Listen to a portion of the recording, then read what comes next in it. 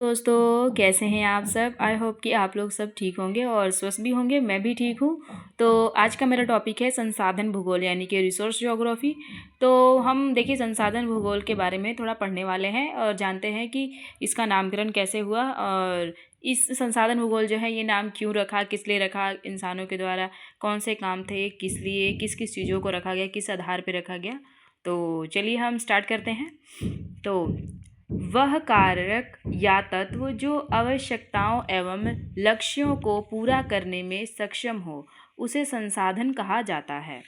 संसाधन मानव के लिए महत्वपूर्ण एवं उपयोगी है तथा मानवीय उपयोगिता ही उसका अपना विशिष्ट गुण है। किसी वस्तु या पदार्थ को संसाधन की श्रेणी में तभी रखा जाता है जब मनुष्य के किसी न किसी आवश्यकता या उद्देश्य को पूर्ण करना हो अथवा करने में सक्षम हो।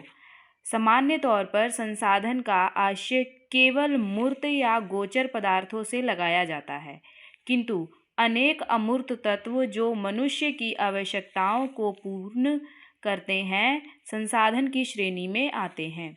वास्तव में कुछ अमूर्त तत्वों का मानवीय महत्व मूर्त तत्वों से कम नहीं है। मूर्त तत्वों में भूमि, जल, वन, मिट्टी, खनिज पदार्थ एवं कृषि उपजे, औद्योगिक उत्पादन, कारखाने, भवन, सड़कें आदि मुख्य हैं। मानव का स्वास्थ्य, वैज्ञानिक एवं तकनीकी ज्ञान, कार्यकुशलता, सामाजिक संगठन आदि अमूर्त तत्व भी संसाधन हैं।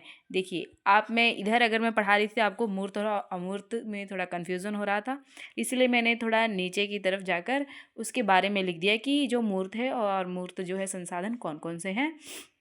तो आई होप कि आप लोग का कोई कन्फ्यूज़न नहीं रह गया। अगर फिर भी अगर कोई कन्फ्यूज़न है तो आप कमेंट बॉक्स में कमेंट कर सकते हैं। तो चलिए देखते हैं संसाधन का अर्थ एवं परिभाषा। अब इसको देखेंगे कि इसका अर्थ और परिभाषा क्या है। इस शब्द की उत्पत्ति की दृष्टि से संसाधन का अंग्रेजी प्राय रिसोर्स दो शब्द री प्लस सोर्स से मिलकर बना है। देखिए अब देखिए संसाधन का मतलब क्या है, रिसोर्स। भूगोल का मतलब ज्योग्राफी। तो देखिए संसाधन भूगोल पढ़ रहे हैं तो संसाधन का मतलब होता है रिसोर्स, और रिसोर्स है जो ये दो टुकड़े हैं इसके री प्लस सोर्स, यानी कि ये दो शब्द हो गए, री प्लस सोर्स मिलाकर क्या बन गया, रिसोर्स। री का आशय है दीर्घ अवधि तथा सोर्स का अर्थ है साधन, यानी दीर्घ अवधि मतलब काफ़ी लंबे समय तक, और सोर्स का अर्थ है साधन। इस प्रकार संसाधन वे स्रोत हैं जिन पर दीर्घ अवधि तक समाज निर्भर रहते हैं, यानी लंबे समय तक। अब देखिए जिमरमैन के अनुसार, उनके मतानुसार संसाधन कोई वस्तु या पदार्थ नहीं है, बल्कि वह कार्य है जिसे कोई वस्तु या पदार्थ मानवीय ज़रूरत की पूर्ति के लिए कर सकता है। देखिए एक तो ये है, इनका है, और एक और भी है, वो मैं बोल दे रही हूँ, अगर आपको लिखना हो तो आप लिख सकते हैं, वरना आप सुन लीजिएगा। एक तो ये है कि उनके मतानुसार संसाधन कोई वस्तु या पदार्थ नहीं, बल्कि वह कार्य है जिसे कोई वस्तु या पदार्थ मानवीय ज़रूरत की पूर्ति के लिए कर सकता है। आपको ये सही लगे, ये अभी मैं जो बोल रही हूँ मैंने यहाँ पे मेंशन नहीं किया, मैं अभी बोल दे रही हूँ आप लोगों को।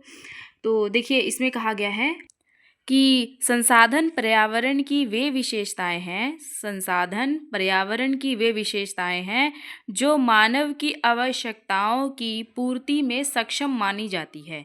उन्हें मनुष्य की आवश्यकताओं और क्षमताओं द्वारा उपयोगिता प्रदान की जाती है।